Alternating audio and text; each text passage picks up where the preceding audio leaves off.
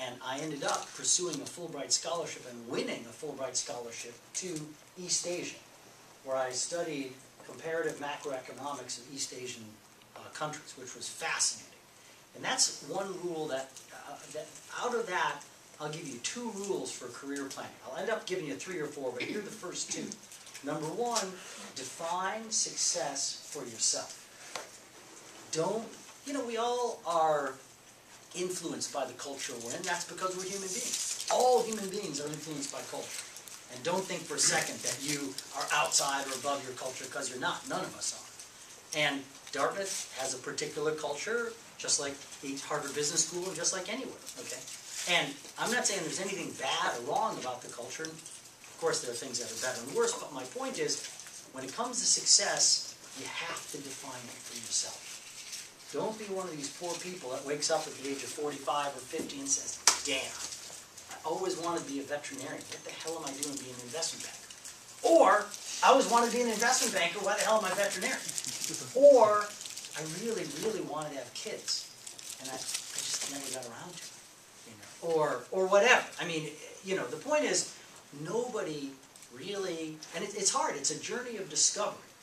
When you define success, that's not something, I don't think that's something that most people can do today in the next 15 minutes. And say, okay, here's my life journey, here's everything. That's not the point. The thing is, you kind of say, okay, in 20 years or 30 years, I graduated from Dartmouth 30 years ago, so in 30 years, kind of where do I want to be?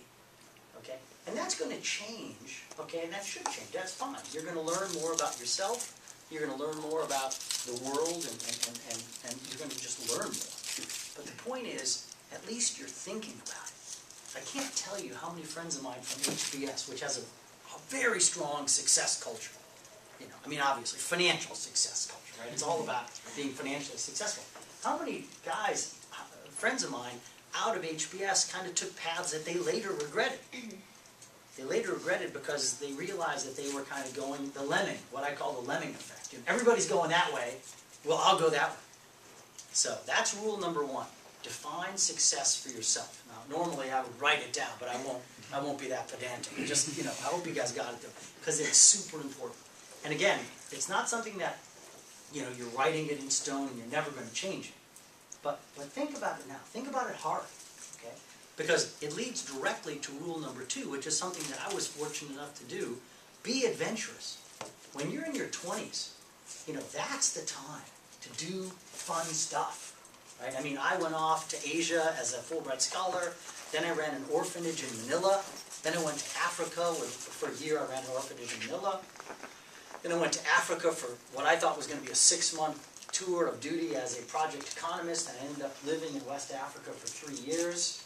I lived in Senegal, Mali, and Mauritania on the back of beyond. I was responsible for a region of Mali. That's the only place in the world that can truly say it is beyond Timbuktu. Because Timbuktu is the capital of the 6th region of Mali. And I was responsible for the 7th region of Mali. Now, just to give you a little bit of background there, the closest working telephone was 500 miles away. I commuted by airplane when the weather was really good, Toyota Land Cruiser, and I would fly the airplane even though I didn't have a pilot's license. Whatever, you got to get there, right? So, Toyota Land Cruiser when the weather was not that good, or Camel, and I owned my own Camel when the weather was really bad. That was the only way to get around. So, I mean, we're talking about the back and beyond. But the point is not to be a Fulbright scholar or to work in Africa for World Vision or something, but the point is, when you're in your 20s, you have a great chance to investigate different things. And somebody asked earlier about internships and whether internships would be helpful. I totally support the idea of internships, and thinking about those first few years out of college is kind of an advanced internship. One of the mistakes that I see people making frequently is, especially after business school or law school, but even after college, is worrying too much about the money. Well, I'm going to take this job because it pays me an extra $5,000 a year. Guys, in the great scheme of things, $5,000 is complete, it's like a quarter. It doesn't matter. $5,000 or $10,000 doesn't matter. No, because over your life, you got to think about lifetime earnings, right? And so don't make the mistake of doing something for the money. Here's another little rule for that at least is helpful for me. Money is an excellent servant, but a horrible master. You know what I'm saying there? Money is an excellent servant, but a horrible master. So at least that's certainly true in my life, and I think it's true in everybody's life. But that's something you got to think about. But rule number 2 is be adventurous, right? Do that internship. Do something. Do stuff that's fun and crazy. Check out, before you go to med school, maybe go be some type of intern in a medical profession.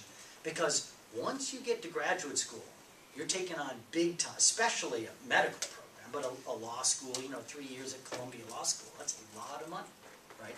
And after that, you probably will have to get serious. So, rule number 1, define success for yourself. Right? Rule number 2, be adventurous, especially early on. Kind of do stuff that's fun and crazy. A lot of my friends thought I was absolutely nuts for doing the Fulbright, and well, the Fulbright was pretty prestigious, and then the orphanage, like, what the heck, And then going to Africa, like, what are you doing? But I wouldn't give those, they were tough, and I almost died in every one of those places, but I didn't, and I'm here to tell the tale. So I wouldn't give those experiences away for anything else. But then, in my late 20s, I actually was medically evacuated from Africa. I did almost die. I contracted acute viral hepatitis by drinking some spoiled camel's milk, but that's another story. One of my colleagues, I was getting sicker and sicker, and one of my colleagues one day walked in, and I was passing out, but I could kind of fake it, and I didn't want anybody to know. One day, one of my colleagues walked into one of our maternal child feeding stations, literally middle of nowhere, and I was passed out. It was like 2 o'clock in the afternoon. I said, Mr. Slayton, are you okay? Are you okay? Yeah. So, medically evacuated, 3 months in New York hospital. It was very serious. Finally, the doctor said, look, the good news is you're going to live. The bad news is you can't go back to the third world for at least 5 years. You've got to figure out what you're going to do. And that's how I got to Harvard Business School. So, that was complete kind of serendipity. It wasn't that I'd really thought about it or planned it out, but it just kind of happened. Now, I do not recommend that for career planning. I think it's better to kind of think about these things, think about your options, but, don't get caught in somebody else's tracks.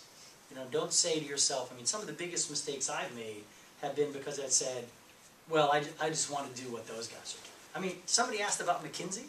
So I was at Harvard Business School for 2 years. And, I was the guy literally who had just come in from Africa, had been in New York hospital. I barely knew, believe it or not, I barely knew what a PC was. And I had guys in my section, guys and gals, from Morgan Stanley and Goldman Sachs and McKinsey, the spreadsheets. They're absolute spreadsheet jockeys. And me, I'm like, spreadsheet? What are you talking about? Maternal child feeding systems, I got that. Spreadsheets? I don't know. And so when it came to deciding what I wanted to do for my summer internship, how did I do it? You know what I did? I did exactly the wrong thing. I said, these guys are pretty smart. Certainly they know more about this than I do. Where are most people applying for summer internships? McKinsey and Company. Okay, good. I'm applying to McKinsey and Company too. It turned out, again, God's grace, serendipity, whatever. That turned out to be great because McKinsey was a great place for me. But that was the wrong way to do it. One of my great complaints about Harvard Business School was that as much time as we spent on strategy and finance and all this other stuff, we spent zero time on kind of career management and career strategy. And that was a big mistake. And the school's changing that, and they should.